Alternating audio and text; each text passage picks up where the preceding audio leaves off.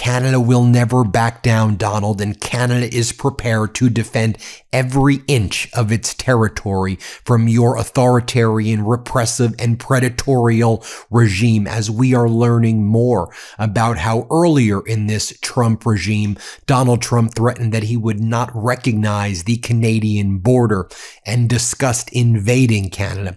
We learned how the Canadian government then under Trudeau stood up against Donald Trump, and that press conference that took place where former Prime Minister Trudeau then responded by threatening to impose massive tariffs against the Trump regime in retaliation, to watch as Donald Trump and the Trump regime were stunned and whiny and backed down, and how Canada was inspired to stand up, and then linking that with the latest NATO summit and how Donald Trump once again is saying, well, I want Greenland. It just reminds everybody, Canadians, other members of NATO, the rest of the world, that this predatory Trump regime is not just going to go away.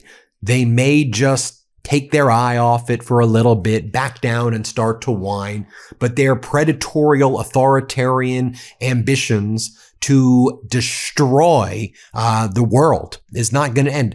You know, former member of parliament Charlie Angus just had an incredible discussion about this that I want to share with you, where he recounts what went down when Donald Trump refused to acknowledge the Canadian border and the implications that war between Canada and the United States was imminent. That's how it was viewed in Canada. And Canada was preparing for war and still, frankly, should be prepared and is prepared. And when I say war, to defend itself from the authoritarian regime, in defense of Canada.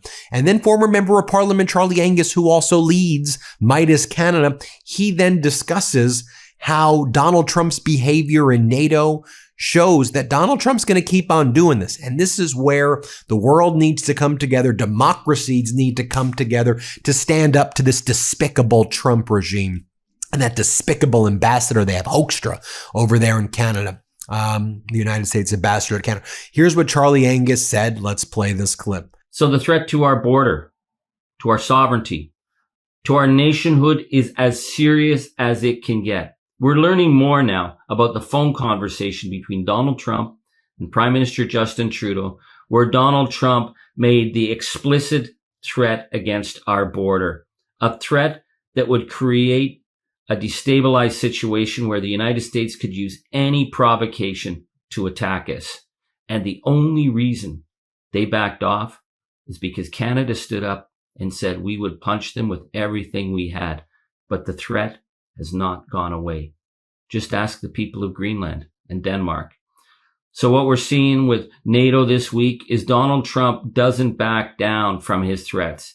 He steps back for a while, but the threat against democracy, the threat against sovereignty, the threat to our nationhood remains, and we have to remain vigilant.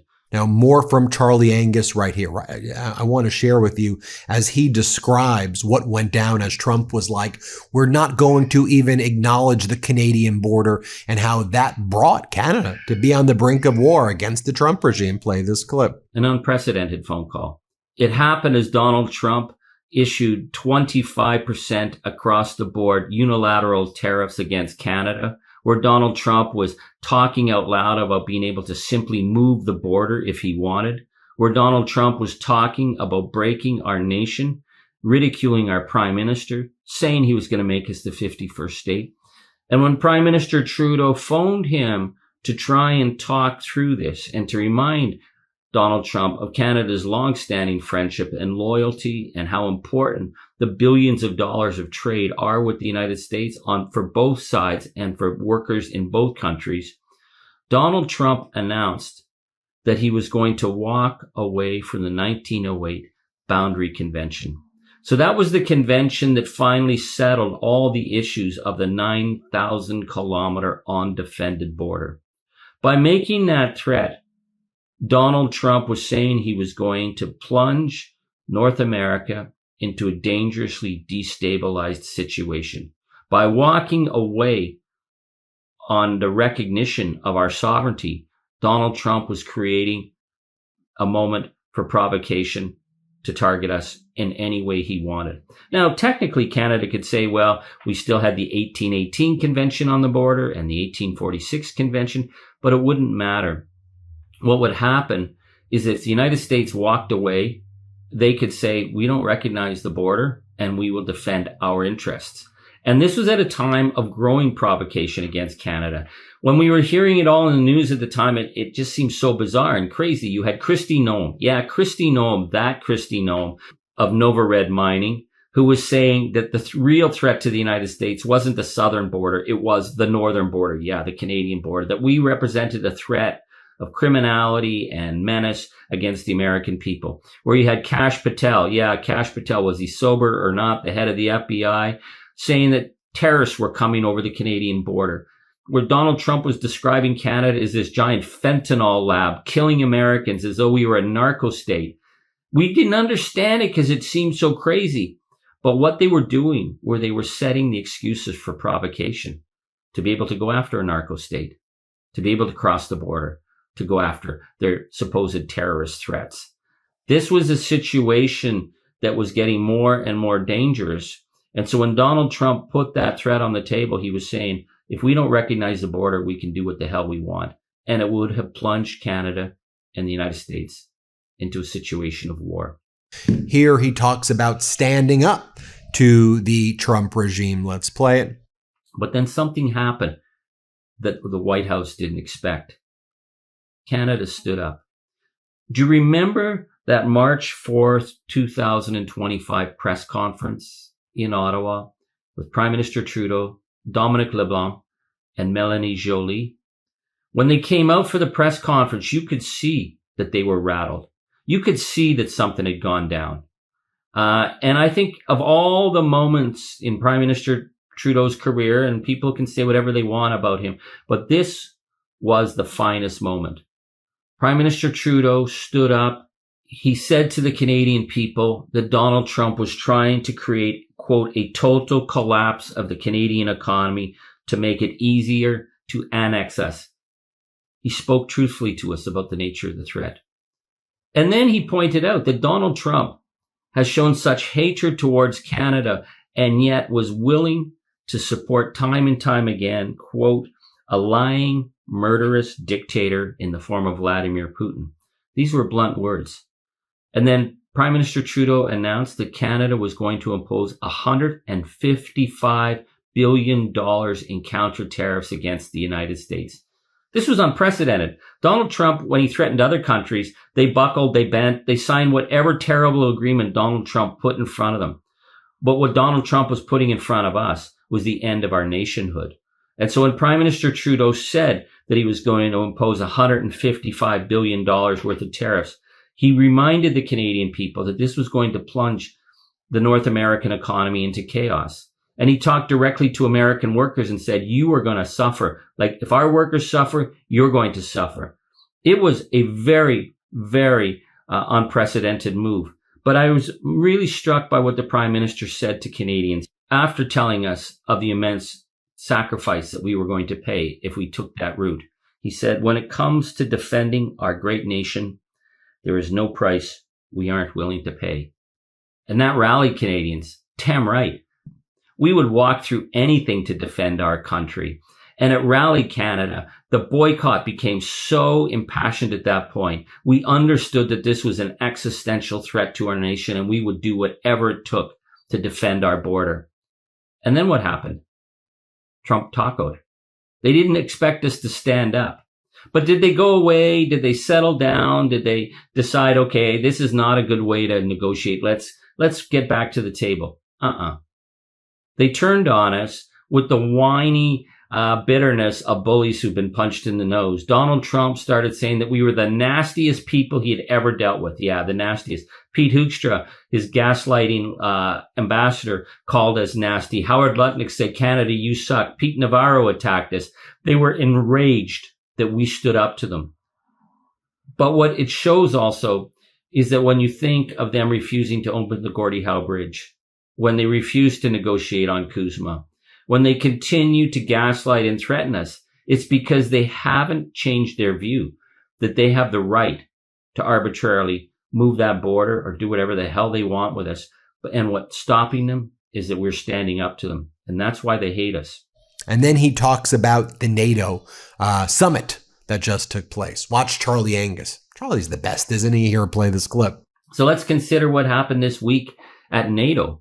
Donald Trump went to NATO. Did anyone think he was going to do anything other than try and undermine the alliance? Well, that's exactly what he did. And he targeted Greenland and Denmark. He issued lie after lie about Greenland, saying that it was surrounded by Chinese and Russian ships. He said that the Danish people did nothing for Greenland, that Greenland really belonged to the United States. And he issued a threat. He threatened to pull American troops out of Europe unless the NATO allies, the European countries, allowed him to just steal Greenland without any democratic rights of the people being recognized. And that's not going to happen. So what Donald Trump has done is once again undermine the Western allies, undermine international security. And at the same time, he's relaunched his disastrous war in the Strait of Hormuz. He's got no plan for it.